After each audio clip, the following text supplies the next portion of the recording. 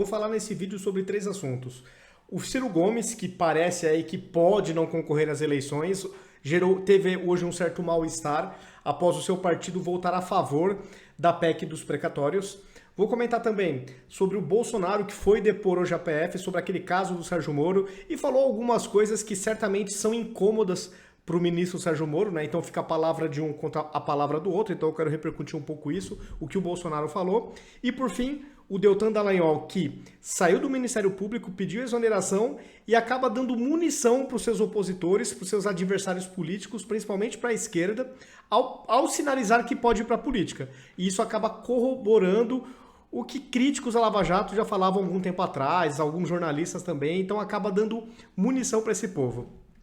Com relação ao Ciro Gomes, indo para o primeiro assunto, o Ciro Gomes ele congelou a sua pré-campanha, tá? Ele suspendeu a pré-campanha, porque o motivo teria sido a derrota, foi a derrota dentro da própria legenda, dentro do PDT, porque ele se posicionava contra a PEC dos precatórios e o partido dele votou a favor. Aqui, eu queria falar brevemente sobre essa questão da PEC dos precatórios. É claro que em condições normais de temperatura e pressão, é óbvio que uma PEC dessa não teria cabimento. É muito importante que o país tenha responsabilidade com seus gastos. Só que a gente está num momento totalmente atípico, a gente está saindo ainda de uma pandemia. Lembram-se o ano passado que todo mundo falava, né, os opositores do Bolsonaro, não, a economia a gente vê depois. Pois é, o depois chegou, o desemprego está em alta, a inflação de alimentos está pegando o mundo inteiro e no Brasil não é diferente, combustível também no mundo inteiro está em alta e aqui não é diferente, e o desemprego evidentemente está alto porque muitos pequenos negócios quebraram durante esse período. E a gente vê vídeos circulando nas redes sociais de pessoas comendo comida no lixo. Então, de fato, a situação é crítica sim. Lamentavelmente, muitos brasileiros estão aí à mercê da sorte, estão dependendo sim, nesse momento trágico que o mundo vive, de algum auxílio para ter o que comer. Então, eu enxergo que essa PEC foi uma medida aí de desespero para o governo conseguir dar auxílio, aumentar o Bolsa Família, porque a situação exige, tá? E é claro que, evidentemente, que acabou sendo bom para o Bolsonaro, bom, né, com todas as aspas do mundo, porque todo político, perto de eleição, gosta de dar algum agradozinho, mas no caso, de fato, o agrado se faz necessário. E por que eu acho que o Ciro Gomes se colocou contra a PEC dos precatórios? Porque, naturalmente, ele quer concorrer à presidência da República e o Bolsonaro aumentando Bolsa Família, dando auxílio para aqueles que estão de fato precisando, o Bolsonaro tende sim a aumentar a sua popularidade. E o Ciro, como quer ser presidente da República, não pensou no povo, não se preocupou com aqueles que estão comendo comida no lixo, está pensando simplesmente na sua candidatura. A minha visão é essa, tá? Então, por isso ele se opõe, porque isso tende sim a favorecer o Bolsonaro nas eleições. Mas, de novo, o momento obriga. O depois chegou. Muitos brasileiros estão na miséria. Então, o contexto obriga. O Bolsonaro, obviamente, não vai se opor, porque isso invariavelmente acaba assim ajudando, mas, de novo, é necessário. E por uma questão eleitoreira, o Ciro se pôs contra. Afinal de contas, a esquerda se opor contra esse tipo de pauta é estranho, né? Porque eles dizem amar os pobres. Mas, como na minha interpretação o motivo é eleitoral, dane-se o povo. Então, o Ciro se posicionou contra para atrapalhar eleitoralmente o Bolsonaro. Essa é a leitura que eu faço. É deplorável porque, infelizmente, os políticos pensam primeiro neles, primeiro nas suas chances eleitorais, para depois vir com um discursinho bonitinho de povo, de ajudar os pobres.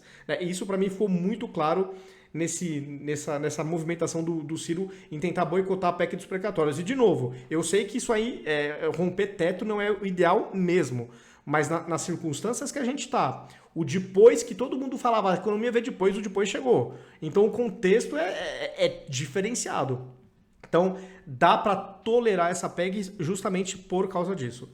O outro assunto que eu queria comentar, que hoje o Bolsonaro foi depor na PF, né, naquele caso que envolve o Sérgio Moro, que o Sérgio Moro, bom, vocês lembram dessa história, né? Julgou aquela reunião privada do Bolsonaro com os ministros, enfim, e de fato não teve o Bolsonaro não falou nada que o prejudicasse, pelo contrário, acho que as pessoas se identificaram ainda mais com o Bolsonaro, porque o que ele fala nos bastidores é aquilo que ele fala em público, então eu acho que o Moro já deu um tiro no pé fazendo isso.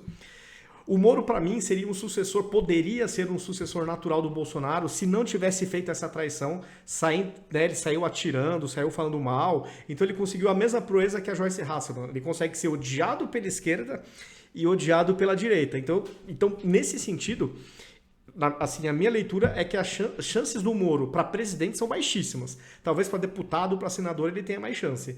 Mas com a polarização que a gente vive hoje e por ele ter restrições nos dois espectros ideológicos, eu não vejo ele com muitas chances assim.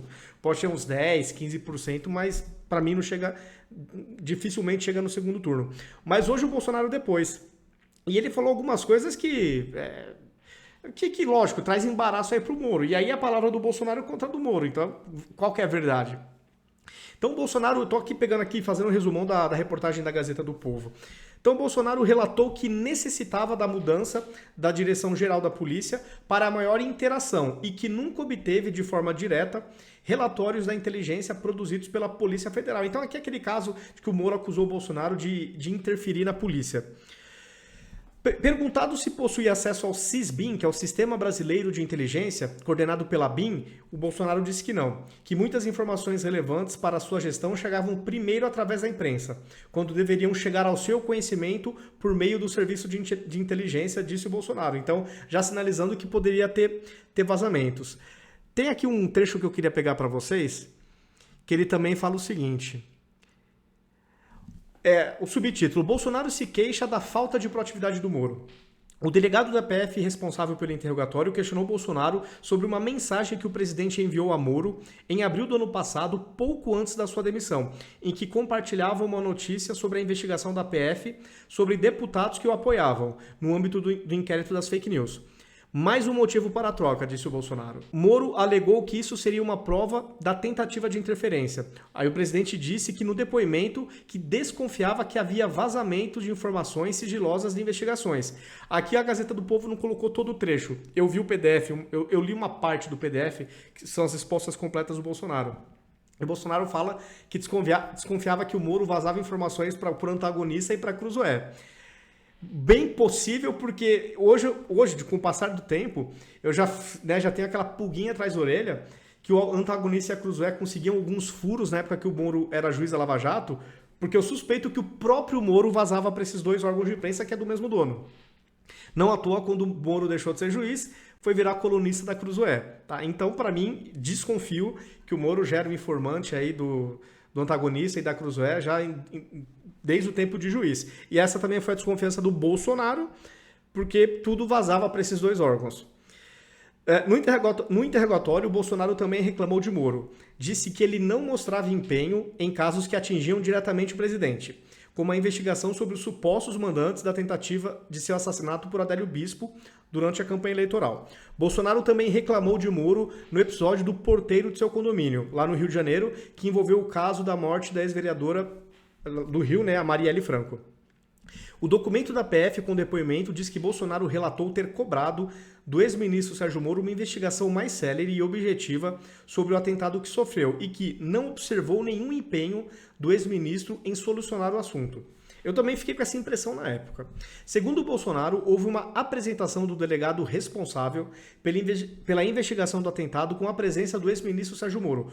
Bolsonaro disse que não fez nenhum tipo de pedido na direção da investigação ou qualquer outra interferência no andamento dos trabalhos. Bolsonaro disse também que cobrou de Moro um maior empenho nas investigações sobre a declaração do porteiro de que seu nome teria sido mencionado por um dos acusados.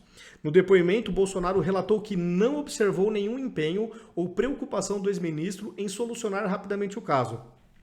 Apesar disso, o presidente relatou que ficou sabendo pelo próprio Moro que uma investigação da polícia sobre o caso havia sido aberta e que a PF constatou um equívoco por parte do porteiro. Bolsonaro também relatou que também foi Moro quem o informou sobre o desdobramento de outro episódio que circulou na imprensa à época, que um dos filhos do presidente, o Renan, que é o filho número 4, se eu não me engano, teria namorado a filha do ex-policial militar acusado pelo assassinato de Marielle. Segundo Bolsonaro, foi Moro quem posteriormente lhe informou que o ex-policial militar declarou que a sua filha nunca namorou Renan, pois ela sempre morou nos Estados Unidos. Mas Bolsonaro disse à PF que Moro só lhe deu esses esclarecimentos em razão dos insistentes pedidos para solucionar rapidamente o caso. Não havia uma proatividade do ex-ministro, disse o Moro. Aí, aqui uma coisa que pega mal, né? E a gente nunca vai saber a verdade, porque é a palavra de um contra a palavra do outro. O Bolsonaro disse que o Moro aceitaria mudanças na PF se fosse indicado ao STF. Então aqui, no depoimento, o Bolsonaro também foi questionado sobre nomes que teria indicado a Moro para a direção da PF, como Alexandre Ramagem e o atual chefe da Agência Brasileira de Inteligência, ABIN.